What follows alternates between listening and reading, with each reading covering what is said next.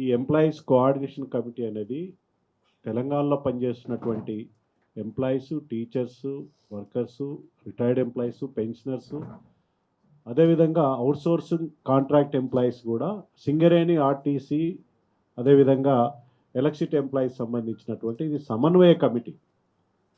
సమన్వయ కమిటీ అంటే ఉన్న ఉద్యోగులందరినీ కూడా సంఘాలన్నిటి కూడా సమన్వయం చేసుకొని ఒక ఐక్య పోరాటానికి నాంది పలకడానికి ఏర్పడినటువంటి, రాజకీయాలకు అతీతంగా ఏర్పడినటువంటి ఈ కోఆర్డినేషన్ కమిటీ. ఇందులో అన్ని పార్టీల వాళ్ళు ఉంటారు. కాంగ్రెస్ వాళ్ళు కూడా జాయిన్ అవుతామని చెప్పారు. వాళ్ళు కూడా అక్కడ ఉన్నటువంటి కాంగ్రెస్ పార్టీలో ఉన్నటువంటి ఉద్యోగ సంఘాల నాయకులు కూడా. సో ముఖ్యమంత్రి గారిని మేము విజ్ఞప్తి చేసేది ఏంటంటే, మీరు 3,05,00,00,000 బడ్జెట్ పెట్టారు. ఇందులో ఉద్యోగులకి ఖర్చు అయ్యేది నెలకు 6,000 కోట్ల రూపాయలు. ఇప్పటిది కాదు, ఇది 30% నుంచి 35% అడ్మినిస్ట్రేటివ్ ఎక్స్పెండిచర్ అంటారు. ఈ అడ్మినిస్ట్రేటివ్ ఎక్స్పెండిచర్ అంతా కూడా ఉద్యోగుల జీతాలకి సరిపోతున్నటువంటి దుష్ప్రచారం చేయడం జరుగుతూ ఉంది. ఇది తప్పు. గతంలో చంద్రబాబు నాయుడు గారు కూడా ఇట్లనే చేసి అవాస్ పాలైంది. అడ్మినిస్ట్రేటివ్ ఎక్స్పెండిచర్ అంటే పాలనా ఖర్చు, అంటే ముఖ్యమంత్రి కార్యాలయము వారి జీతాలు, మంత్రులు వారి జీతాలు, వాళ్ళ పేసీ వాళ్ళ జీతాలు, ఎమ్మెల్యేలు వాళ్ళ జీతాలు, జడ్జిలు వాళ్ళ జీతాలు, పోలీస్ డిపార్ట్మెంట్ వాళ్ళ జీతాలు, టీచర్లు వాళ్ళ జీతాలు, చెప్పుకుంటూ పోతే మొత్తం గవర్నమెంట్ ఆఫీసుల ఖర్చులు, రెంటులు, ఎలక్ట్రిసిటీ బిల్లు, ఇవన్నీ కలిసి పాలనా యంత్రాంగానికి సంబంధించిన ఖర్చుని 6,000 కోట్ల రూపాయలుగా ముఖ్యమంత్రి చెప్తున్నారు. కేవలం ఇది శాలరీస్ మాత్రమే కాదు, వారి శాలరీ కూడా ఇందులో కలిసి ఉంటుంది. కాబట్టి దయచేసి ఆ దుష్ప్రచారాన్ని మానుకోవాలని కోరుతా ఉన్నాను. రెండోది ఏంటంటే, అటెండర్ రిటైర్ అయినా 50 లక్షలు ఇవ్వాలి అని ముఖ్యమంత్రి గారు వేదికల మీద చెప్తున్నారు. ఆ 40 లక్షల, 30 లక్షల, 50 లక్షలు అనేది ఇంతకుముందు మా పెద్దలు చెప్పినట్టుగా ఎంప్లాయీ అపాయింట్ అయిన రోజు నుంచి రిటైర్మెంట్ వరకు కూడా జీపీఎఫ్ అని ఉంటుంది. పెన్షన్ అంటే జనరల్ ప్రావిడెంట్ ఫండ్ అని అంటారు. ఈవెన్ ప్రైవేట్ ఎంప్లాయీస్ కూడా ఈపీఎఫ్ అని ఉంటుంది. అది నెల నెల తన జీతాల నుంచి కట్ చేసి జీపీఎఫ్ ఫండ్లో పెడితే దాంట్లో ఎంతో కొంత ఇంట్రెస్ట్ యాడ్ అయ్యి, అది పిల్లల రిటైర్మెంట్ అయ్యి పిల్లల పెళ్ళిళ్ళ కోసమో, ఇల్లు లేని వాళ్ళు ఇల్లు కొనుక్కోవడానికో దానికి ఉపయోగపడే డబ్బు అది. ఇదైతే గవర్నమెంట్ ఇచ్చేసినట్టు, నజరాన్ని ఇచ్చేసినట్టు దుష్ప్రచారం చేయడం అనేది చాలా దుర్మార్గం.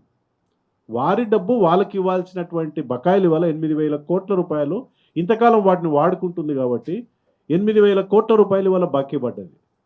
కొంతమంది చనిపోతూ ఉన్నారు పెన్షన్ లేక, పెళ్ళిళ్ళుగా అవతలేవు. కోర్టుకు పోతే తప్ప కోర్టు డైరెక్షన్ ఇస్తుంది. ఎవరు కోర్టుకు పోతే వాళ్ళకు మాత్రమే డైరెక్షన్ ఇస్తుంది. కాబట్టి ప్రభుత్వం సజావుగా నడవాలంటే, ఉద్యోగులు సరైన పాలన అందించాలంటే, ప్రభుత్వానికి ఉద్యోగులు రెవెన్యూ పెంచాలంటే, ఉద్యోగులమైనటువంటి న్యాయమైన డిమాండ్లు నెరవేర్చాల్సిన బాధ్యత ఈ ప్రభుత్వ అధినేత అయినటువంటి ముఖ్యమంత్రి గారి పైన ఉంటుంది. ఇది వారి హక్కులు. కేంద్ర ప్రభుత్వము ఎవ్రీ 6 మంత్స్కి, కేంద్రంలో కూడా అప్పులు ఉన్నాయి, కానీ ఎవ్రీ 6 మంత్స్కి డిఏలు ఎప్పటికప్పుడు రిలీజ్ చేస్తూ ఉంటుంది. మరి మీరు ఎందుకు 3 ఏళ్ళను గతంలో ఉన్నాయి, పెండింగ్లు ఉన్నాయి, ఇప్పుడు కొత్తగా 3 యాడ్ అవుతున్నాయి. దాదాపు ఇప్పుడు ఈ జూన్ వస్తే 6, జూలై 1 వస్తే ఇంకో డిఏ యాడ్ అవుతుంది. 6 డిఏలు కేంద్ర ప్రభుత్వం విడుదల చేసినప్పుడు రాష్ట్ర ప్రభుత్వం ఎందుకు పెండింగ్ పెట్టుకుంటా ఉంది? వీటిని పరిష్కరించుకొని ఉద్యోగుల న్యాయమైన డిమాండ్, అదే పిఆర్సీ కూడా 2023 జూలైకి అయిపోయింది, జూన్ 30కి అయిపోయింది. 2 ఏళ్ళు అయింది పిఆర్సీ గడువు దాటి. సో ఈ న్యాయమైన డిమాండ్లను పరిష్కరించడానికే, సమన్వయం చేయడానికి మాత్రం ఈ కోఆర్డినేషన్ కమిటీ ఉంది. ఇప్పుడు ఉన్నటువంటి ఉద్యోగ సంఘాల జేఏసీ తోటి కలిసి పనిచేస్తాం. వారు పోరాటం చేస్తున్నట్టు వారికి అండగా ఉంటాం. వాళ్ళు ఉద్యోగులు కాబట్టి సర్వీస్ రూల్స్ అడ్డొస్తాయి కాబట్టి కొన్ని సందర్భంలో బహిరంగంగా మాట్లాడలేరు. అట్లాంటి సందర్భంలో మా సమన్వయం కమిటీ అందరినీ సమన్వయం చేసుకొని మాట్లాడుతుంది. అన్ని రాజకీయ పార్టీలను కూడా కలవాలని మేము నిర్ణయించుకున్నాం. ముందు బీజేపీ అధ్యక్షులకు ఆల్రెడీ అపాయింట్మెంట్ దృష్టిలో పెట్టాం. బీజేపీ అధ్యక్షులు కిషన్ రెడ్డి గారిని త్వరలో రేపో మాపో వారు అపాయింట్మెంట్ ఇవ్వని కలవడం జరుగుతుంది. పిసిసి అధ్యక్షులు మహేష్ కుమార్ గౌడ్ గారిని కలవడం జరుగుతుంది. సిపిఐ అధ్యక్షులు ఉన్నటువంటి జాన్సన్ గారిని కలవడం జరుగుతుంది. అదేవిధంగా టీఆర్ఎస్ పార్టీ ప్రధాన ప్రతిపక్ష పార్టీ అయిన టీఆర్ఎస్ కేసీఆర్ గారు కూడా కలిసి ఈ సమస్య పైన కేసీఆర్ గారు కూడా స్పందిస్తే బాగుంటుందని, వారికి కూడా వాళ్ళకి తెలియని కాదు, ఆ విషయాలు వాళ్ళ దృష్టిలో కూడా పెట్టడం జరుగుతుంది.